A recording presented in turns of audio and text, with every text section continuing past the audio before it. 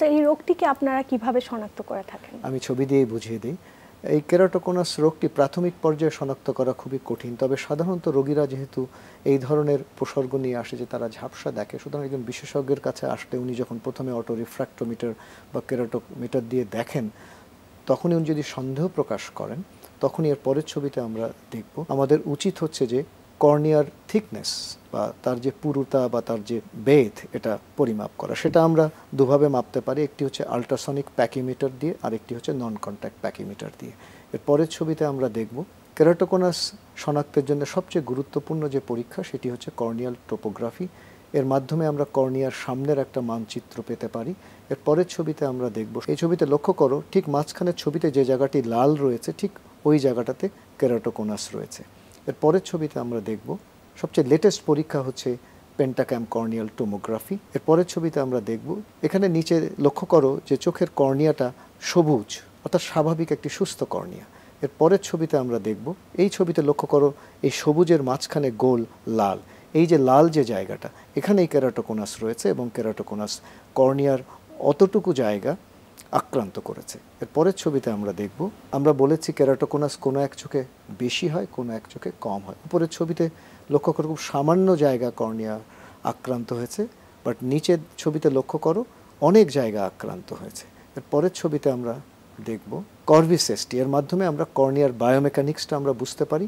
এর পরের ছবিতে আমরা দেখব, এটা হলো সবচেয়ে লেটেস্ট পরীক্ষা, পেন্টাক্যাম এবং কর্ভিস একসাথে মিলে যদি আমরা পরীক্ষা করি, আমরা পরের ছবিতে আমরা দেখব এটাকে আমরা বলি কর্ভিস এসটি বায়োমেকানিক্যাল টোমোগ্রাফিক অ্যাসেসমেন্ট, অর্থাৎ যৌথভাবে সংযুক্তভাবে আমরা সবচেয়ে লেটেস্ট তথ্য পেতে পারি কেরাটোকোনাস প্রাথমিক পর্যায়ে শনাক্তের জন্য। এর পরের ছবিতে আমরা দেখব ওয়েভ ফ্রন্ট অ্যাবারোমিটারের মাধ্যমে চোখের ভেতর যে উচ্চমানের বিচ্যুতি থাকে, যেমন কমা, ট্রিফয়েল, টেট্রাফয়েল, বিশেষ করে কেরাটোকোনাসে কমা বেশি পাওয়া যায়, সেটা আমরা পেতে পারি। অর্থাৎ অনেকগুলো পরীক্ষা করে আমরা কেরাটোকোনাস প্রাথমিক পর্যায়ে শনাক্ত করি। আচ্ছা স্যার, এই কেরাটোকোনাস রোগটির কি কি চিকিৎসা পদ্ধতি রয়েছে? আমি ছবি দিয়ে বুঝিয়ে দিই। প্রাথমিক পর্যায়ে কেরাটোকোনাস রোগীদের শুধুমাত্র চশমা বা নরম কন্ট্যাক্ট লেন্স দিয়ে চিকিৎসা করলেই চলে। এর পরের ছবিতে আমরা দেখব কেরাটোকোনাস যখন মাঝারি বা অগ্রসরমান অবস্থায় যায়, তখন নরম কন্ট্যাক্ট লেন্স বা চশমা দিয়ে হয় না, তখন আমরা রিজিড গ্যাস পারমিয়েবল লেন্স বা হাইব্রিড লেন্স এবং সবচেয়ে লেটেস্ট আমরা এখন স্ক্লেরাল লেন্স আমরা চোখে বসিয়ে দিই। তবে কেরাটোকোনাসের ক্রমবৃদ্ধি ঘটতে থাকলে সেটাকে বন্ধ করবার জন্যে একমাত্র একটি চিকিৎসা রয়েছে, সেটাকে বলে কর্নিয়াল কোলাজেন ক্রস লিঙ্কিং। সেক্ষেত্রে রাইবোফ্লাভিন বা এক ধরনের ভিটামিন B2 এবং আল্ট্রাভায়োলেট রেডিয়েশন, এই দুটোর সংমিশ্রণে এক ধরনের রাসায়নিক বিক্রিয়া হয়, ফলে কোলাজেন ফাইবারগুলোর মধ্যে যে বন্ধন সেটা সুদৃঢ় হয়। পরের ছবিতে আমরা দেখব, এই ছবিতে লক্ষ্য করো বাম দিকের ছবিতে ক্রস লিঙ্কিং করবার আগের বন্ধনগুলোর সংখ্যা কম, কিন্তু ডান দিকে লক্ষ্য করো সেই বন্ধনগুলো অনেক হয়েছে এবং কর্নিয়া অনেক বেশি শক্তিশালী এবং মজবুত হয়েছে। পরের ছবিতে আমরা দেখব অতিমাত্রায় অগ্রসরমান অবস্থায় আমরা চোখের কর্নিয়ার ভেতরে ইন্ট্রাকর্নিয়াল রিং সেগমেন্ট বসিয়ে দিই। এই রিং সেগমেন্ট বসালে কোণাকৃতির কর্নিয়াটি চ্যাপ্টা হয়ে যায়, ফলে দৃষ্টি ফিরে আসে। এর পরের ছবিতে আমরা দেখব কিছু কিছু ক্ষেত্রে যেখানে ল্যাসিক বা স্মাইল করা যায় না, আমরা এখন ফেকিক ইন্ট্রাঅকুলার লেন্স বসিয়ে দিই।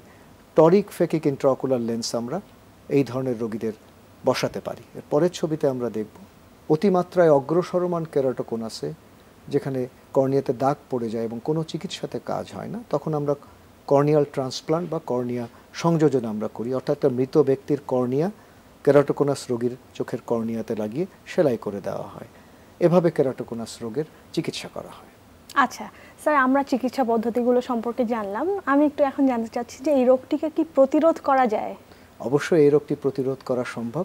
প্রতিরোধের জন্য সবচেয়ে গুরুত্বপূর্ণ বিষয় হচ্ছে এই রোগ সম্পর্কে জনগণের মধ্যে সচেতনতা সৃষ্টি করা এবং একজন বিশেষজ্ঞের কাছে যখনই একজন সাধারণ রোগী, বিশেষ করে যারা কিশোর বা তরুণ, যখন চশমার পাওয়ার পরীক্ষা করতে আসবে এবং তাদের যদি মায়োপিয়া থাকে বা নিকট দৃষ্টিবদ্ধতা বা তাদের যদি বিষম দৃষ্টিবদ্ধতা বা সিলিন্ডার পাওয়ারের সমস্যা থাকে, তাদের জন্য অবশ্যই কেরাটোকোনাসের পরীক্ষাগুলো করা হয় এবং কেরাটোকোনাস প্রাথমিক পর্যায়ে শনাক্ত হবার সাথে সাথে এই কেরাটোকোনাস রোগীদের চিকিৎসার আওতায় নিয়ে আসা, বিশেষ করে সেই সমস্ত কেরাটোকোনাস রোগীরা যাদের ক্রমবৃদ্ধি অব্যাহত রয়েছে, তাদের কর্নিয়াল কোলাজেন ক্রস লিঙ্কিং করে এই প্রসেসটাকে থামিয়ে দেওয়া জরুরি এবং তাহলেই এই কেরাটোকোনাস রোগটি আর অগ্রসর হবে না এবং তাহলেই এই মানুষটিকে আমরা ভবিষ্যতে যে অতিমাত্রার দৃষ্টি প্রতিবন্ধিতা থেকে তাকে আমরা রক্ষা করতে পারবো।